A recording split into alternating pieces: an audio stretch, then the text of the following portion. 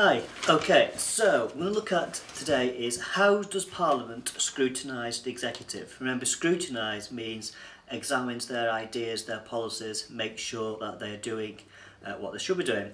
Well, firstly, all ministers, including the Prime Minister himself or herself, are directly accountable to Parliament because they are all members of Parliament. Most of them in the House of Commons, some of them in the House of Lords.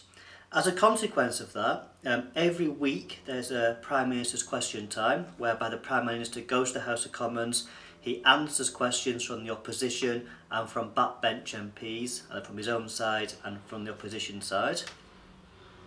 There's a regular ministerial question time, so whole departments, the whole ministerial team from that department will go to Parliament and they'll answer questions again from backbenchers on issues relating to their department. And thirdly, ministers can be called to Parliament to answer urgent questions. This is something which the current Speaker, Mr Burko, is quite keen on. And one of the Politics Review articles I asked you to read gives some figures about how they've increased in recent years. A second way in which Parliament scrutinises the executive is that the Prime Minister twice a year attends the Liaison Committee. The Liaison Committee is made up of the heads of the departmental select committees. It meets on a regular basis, but twice a year the Prime Minister attends, and those members really quiz the Prime Minister on much more detail than perhaps Prime Minister's questions. So it's much more detailed scrutiny that goes on. Of course, one of the biggest downsides is it's only twice a year, so you can get away with quite a lot in between. The third major way in which Parliament can scrutinise the executive is through the departmental select committees. These were first formed in 1979 and they've since grown to be a much more powerful set of committees. Each select committee, if you like, shadows a department. So for example, the Education Department is kind of shadowed by the Departmental Select Committee on Education.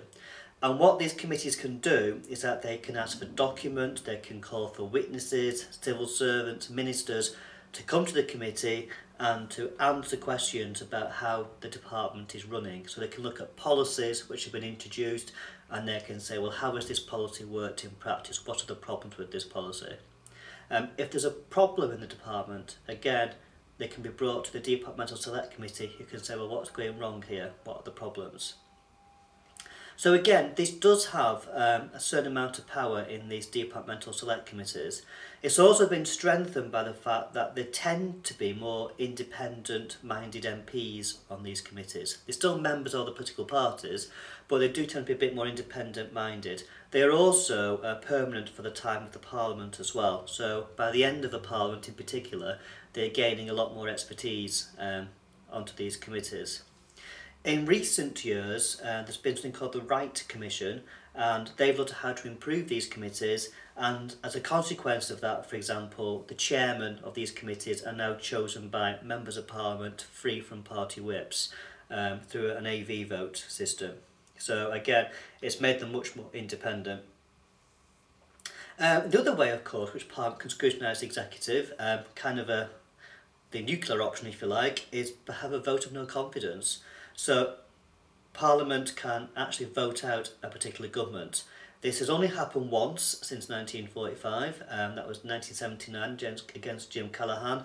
In reality, it can only really happen against a government that has lost its parliamentary majority and is therefore vulnerable to all the other parties, if you like, ganging up against them, which is what happened in 1979. The current coalition have actually made it a bit more difficult, saying that you now need to have 55% of MPs to vote against the government to defeat it by a vote of no confidence. So these are some of the ways in which Parliament can scrutinise what the government's up to, what the executive is. I haven't deliberately gone into the strengths and weaknesses of these different methods. That's something which you need to do yourself from looking through your notes and using the Politics Review articles. But these are the kind of fundamental points that you would need to get down, and for the exam you need to evaluate how well does Parliament do these particular functions.